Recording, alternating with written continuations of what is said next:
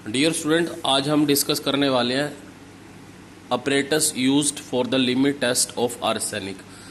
किसी दिए हुए सैंपल के अंदर आपको टेस्ट करना है कि उसके अंदर आर्सेनिक प्रेजेंट है या नहीं है, या वो लिमिट में है या लिमिट से बाहर है। उसको आप कैसे चेक करते हैं, उसके लिए कौन कौन से अपरेटस यूज़ होते हैं, आज मैं आप लोगों को बताने वाला हूँ। मैंने आप लोगों से अभी डिस्कस किया था ऑनलाइन क्लास में, तो मैं उस अपरेटस के बारे में आप लोगों से डिस्कस कर रहा हूँ। जो अपरेटस आप इसके लिए यूज़ करते हैं आर्सेनिक के लिमिट टेस्ट के लिए, उसका एक स्पेसिफिक नेम है, उसका नाम है गटजिट अपरेटस। मैं उसकी स्पेलिंग लिख देता हूँ, आप लोग बिल्कुल भी गलत ना करें। गटजिट अपरेटस।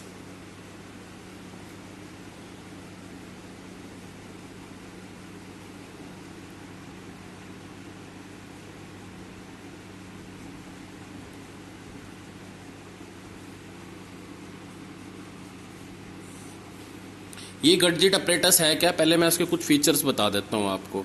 इस गटजिट अपरेटस में होता क्या, जरा ध्यान से देखें। इस गटजिट अपरेटस में एक वाइल्ड माउथ ग्लास फ्लास्क है। फ्लास्क बोल लीजिए या बोतल बोल दीजिए, बात एक ही है। सेकेंडली, इसका जो माउथ है, उस माउथ के ऊपर क्या रहता है, एक रबर की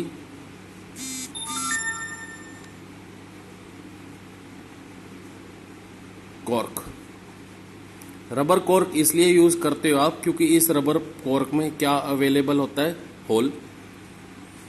थर्ड, इस होल में से आप क्या पास कर सकते हैं, इस होल में से आप एक ग्लास ट्यूब पास कर सकते हैं। Glass tube. इस ग्लास ट्यूब के बारे में आपको तीन चीज याद रखनी है। फर्स्ट, इसकी लेंथ क्या है, इसका इंटरनल डाया क्या है, और इसका एक्सटर्नल डाया क्या है। इसकी जो लेंथ है वो 200 mm है। इंटरनल डाया इसका 6.5 mm है।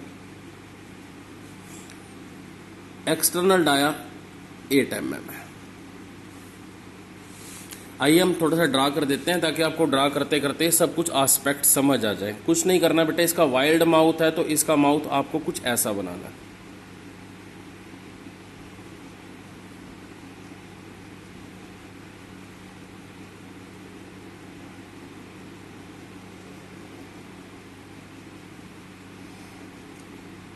इसके माउथ में आपने जो फिट कर देना है वो है रबड़ कोक।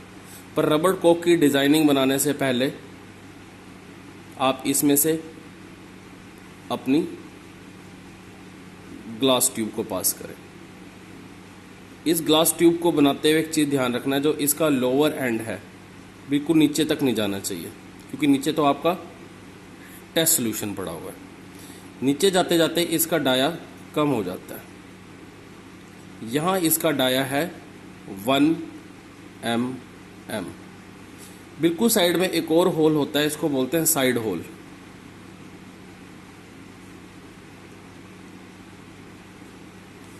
जिसका डाया कितना है, 2 mm। इस ग्लास ट्यूब के बीच में आप एक कॉटन वूल को फिक्स करते हैं। Cotton wool. इस कॉटन वूल को पहले से आप मॉइस्चर कर देते हैं, किससे, लेड एसीटेट से। आप इसके लिए एक ही वर्ड लिख सकते हैं, लेड एसीटेट कॉटन वूल। ये अपर साइड है इस ग्लास ट्यूब की। इसे देखिए, नाम लेता हूं मैं क्या, ग्लास ट्यूब।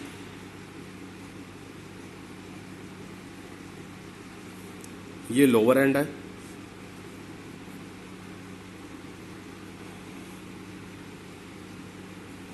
ग्लास ट्यूब का, ये ग्लास ट्यूब का अपर एंड है। जहां ये अपर एंड है वहां पे है क्या, वहां पे आपने 2 रबड़ कोक लगाने हैं, कुछ इस तरह के।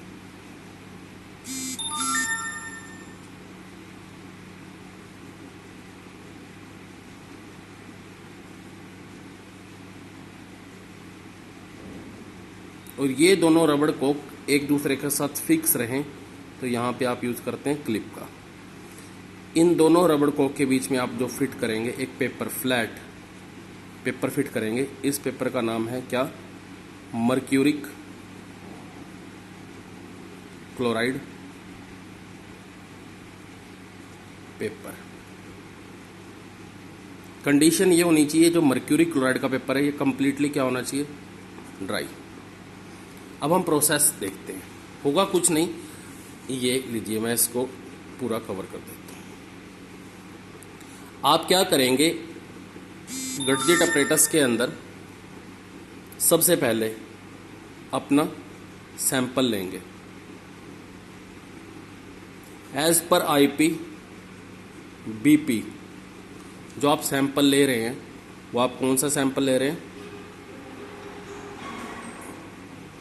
अमोनियम क्लोराइड का, यानी कि NH4Cl। अमोनियम क्लोराइड का सैंपल लेंगे। इसे एसिडिक एनवायरनमेंट प्रोवाइड करने के लिए आप इसके अंदर जो दूसरी चीज ऐड करेंगे वो डालेंगे आप इसके अंदर HCl। उसके बाद आप इसके अंदर जो थर्ड चीज ऐड करेंगे वो है पोटेशियम आयोडाइड। पोटेशियम आयोडाइड, मैंने अभी आपको रीजन बताया था कि पोटेशियम आयोडाइड आप यूज करते हैं क्यों? क्योंकि पोटेशियम आयोडाइड कन्वर्ट कर सकता है किसको? पेंटावेलेंट आर्सेनिक को trivalent arsenic. First of all आपने क्या ऐड किया? सैंपल। एसिडिक एनवायरनमेंट प्रोड्यूस करने के लिए आपने क्या ऐड किया? Hydrochloric acid. लास्ट में आपने क्या ऐड किया?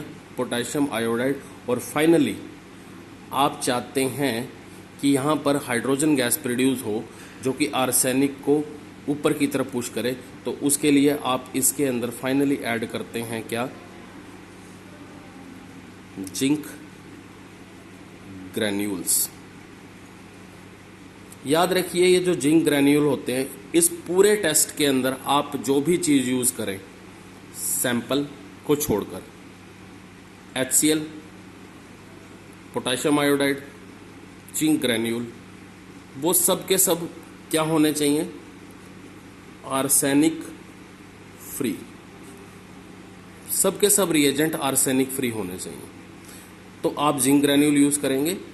फाइनली क्या होगा, जब ये सब आपस में रिएक्शन होगी, इस रिएक्शन होने से यहां पर आर्सेनिक प्रोड्यूस होगी। आर्सेनिक गैस लोअर होल के थ्रू होते हुए अपर साइड में मूव करेगी, कॉटन वूल को क्रॉस करेगी और मर्क्यूरी क्लोराइड ड्राई पेपर तक पहुंचेगी।